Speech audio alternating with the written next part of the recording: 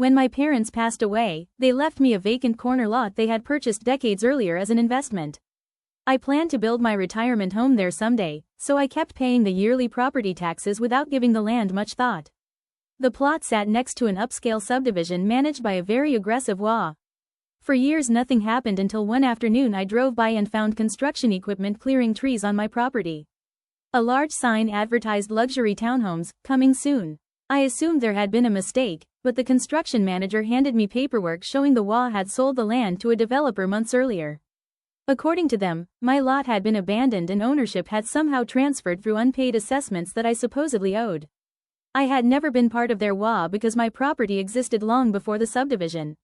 Yet they insisted every nearby parcel automatically fell under their authority. My calls were ignored, and construction continued. Workers poured concrete foundations while lawyers argued over paperwork. Friends told me I would never beat an HOA backed by wealthy developers.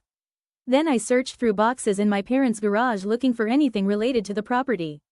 Hidden inside an old envelope was a tiny property tax receipt showing a payment of just $48 from nearly 30 years earlier. At first it seemed useless, but the receipt contained a parcel identification number that no longer appeared in modern records. A county archivist traced that number through decades of property maps and discovered the parcel had never legally merged into the subdivision. The HOA had quietly altered a digital map used in internal planning documents but never changed the official county registry. That meant every document they had signed with the developer was based on false ownership claims. Investigators uncovered emails proving several board members knew the land wasn't theirs but believed I would never notice because I lived across the state.